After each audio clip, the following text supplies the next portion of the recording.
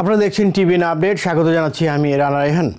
ইসরায়েলের সঙ্গে যুদ্ধবিরতি চুক্তির পর সোমবার মুক্তিপ্রাপ্ত প্যালেস্টাইনের বন্দীদের স্বাগত জানাতে জনতা উল্লাস প্রকাশ করেছে। নতুন মুক্ত বন্দীরা বাস থেকে নামার সময় বিজয়ের চিহ্ন দেখিয়ে হাত নাড়ে আর জনতা উল্লাসে ফেটে পড়ে।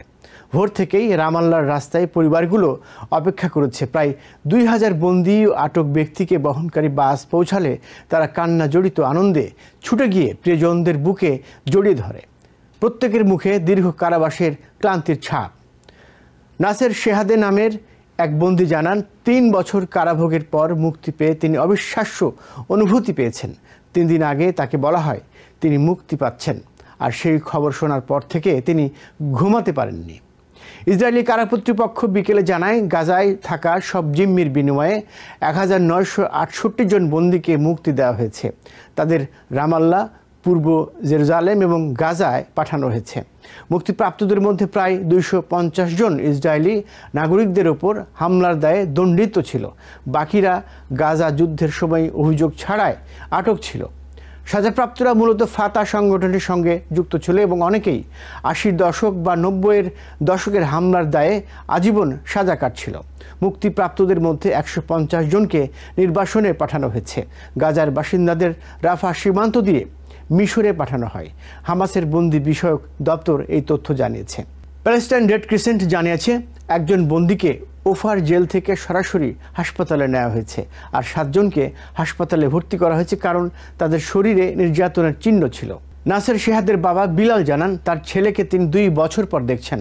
এমন এক অবস্থা যে তিনি আতঙ্কিত হয়ে পড়েছেন। যুদ্ধ শুরুর পর থেকে দেখা হয়নি, আর সেই সময়ে নাসের ওজন প্রায় 100 পাউন্ড কমে গেছে। তিনি দাবি করেন, বন্দীদের শুধু খাবার থেকে নয়, এমনকি পরিষ্কার পরিচ্ছন্নতা থাকার সুযোগ থেকেও বঞ্চিত রাখা হয়েছে। একইভাবে হালিমা আবু সানাব নামের এক নারী বলেছেন, তার ভাই কামাল আবু সানাব 23 বছর পর মুক্তি পেয়েছেন। ইসরায়েলি কর্তৃপক্ষ দাবি করেছে তিনি হত্যা ও সন্ত্রাসী সংগঠনের সাথে জড়িত ছিলেন। তিনি আনন্দের সঙ্গে স্বীকার করেন তার ভাই বাড়ি ফিরেছে, তবে তার শারীরিক অবস্থা দেখে তিনি হতবাক হয়েছেন। তিনি বলেন, তার ভাইকে মারধর করা হয়েছে, এমনকি চিকিৎসাধীন অবস্থায় বছর পর বছর তার কেটে গেছে।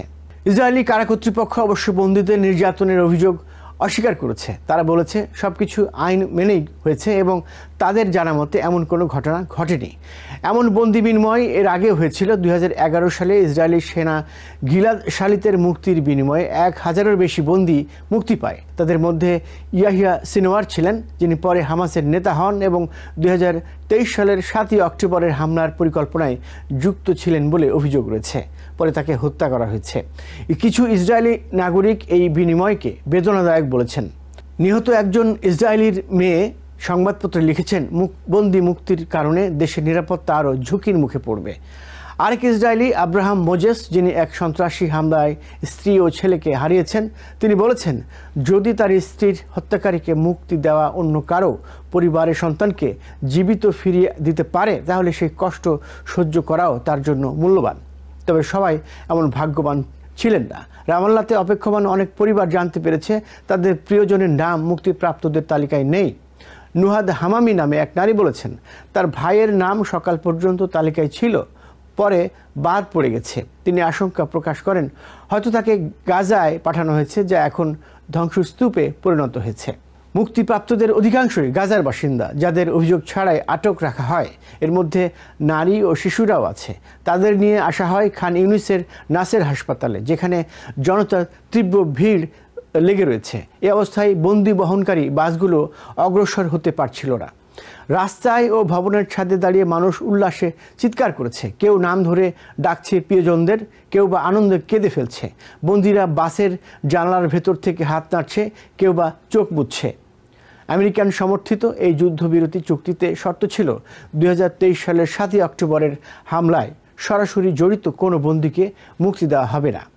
রোজান নাইফ আদওয়া নামে 23 বছর বয়সী এক তরুণী বলেন, তার বাগদত্তা 11 মাস আগে আটক হয়। তারা বিয়ের নিমন্ত্রণপত্র ছাপায় 2023 সালের 7ই অক্টোবর। তিনি বলেন, তার বাগদত্তা এক ছোট জেল থেকে আরেক বড় জেলে স্থানান্তর হয়েছেন, অর্থাৎ গাজায় ফিরেছেন, ধ্বংসপ্রাপ্ত গাজা। তবু তিনি নতুন করে জীবন শুরু করবেন। দক্ষিণ গাজায় আমানি নাসির নামের এক নারী বলেন, তিনি মুক্তিপ্রাপ্তদের ফিরে আসা দেখে নিজের জীবনের সবচেয়ে আনন্দের দিন অনুভব করছেন। তিনি যুদ্ধের সময় ঘর ছাড়া হয়েছেন এবং বারবার তাকে স্থান পরিবর্তন করতে হয়েছে। তিনি বলেন, তারা নিজেদের বন্দীদের মুক্তি দেখে যেমন খুশি, তেমনি ইসরায়েলিদের জিম্মিরাও পরিবারের কাছে ফিরেছে দেখে আনন্দিত। তিনি যোগ করেন, তারা শান্তি ও যুদ্ধবিরতিকে ভালোবাসেন, কারণ বন্দী আর জিম্মি উভয়ের কষ্টই একই রকম। নিউ ইয়র্ক থেকে সম্প্রচারিত TVN 24 টেলিভিশন বিশ্বজুড়ে বাঙালির কণ্ঠস্বর।